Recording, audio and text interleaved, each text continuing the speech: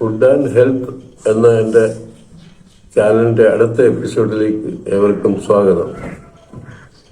ഞാൻ ഇന്ന് പ്രതിപാദിക്കുന്നത് വിറ്റാമിൻ സിയെ കുറിച്ചാണ്.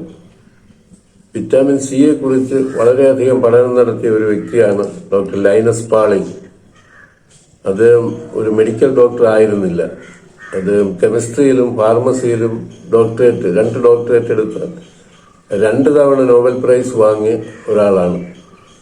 അദ്ദേഹം വിറ്റാമിൻ സിയെ കുറിച്ച് വളരെയധികം ഗവേഷണങ്ങൾ നടത്തുകയും വളരെയധികം ആളുകൾക്ക് ഉപകാരപ്രദമായ പല കാര്യങ്ങളും ലോകത്തെ അറിയിക്കുകയും ചെയ്ത ഒരു വ്യക്തിയാണ്.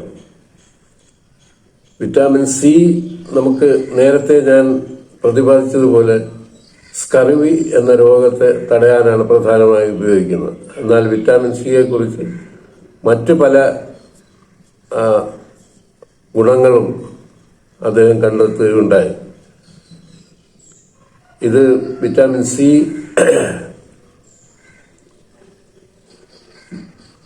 സ്കർവി എന്ന രോഗത്തെ തടയാനാണ് പ്രധാനമായി ഉപയോഗിക്കുന്നതെങ്കിലും അത് lung cancer, breast cancer, Cologne cancer എന്നിവയെ ചെറുക്കാനും വിറ്റാമിൻ എ പ്രദാനം ചെയ്യാനും ഹൃദ്രോഗത്തെ തടയാനും മറ്റും ഉപകരിക്കുന്ന ഒരു വിറ്റാമിനാണ്. വിറ്റാമിൻ സി പ്രധാനമായി ലഭിക്കുന്നത് പേരയ്ക്ക, നെല്ലിക്ക, നാരങ്ങ, കിവി, ക്രാൻബെറി, സ്ട്രോബെറി, ബ്ലൂബെറി, പപ്പായ, മാങ്ങ, മെലൺ, ചീര, കാരറ്റ്, തക്കാളി, ഓറഞ്ച്, മുന്തിരി, പൈനാപ്പിൾ, പഴം, നാരങ്ങ, പടവലം, വാഴയ്ക്ക, ചുരയ്ക്ക, മുരിങ്ങയ്ക്ക, മുരിങ്ങയില, ചക്ക, പാവയ്ക്ക എന്നിവയിൽ നിന്നും ആണ് ലഭിക്കുന്നത്. വിറ്റാമിൻ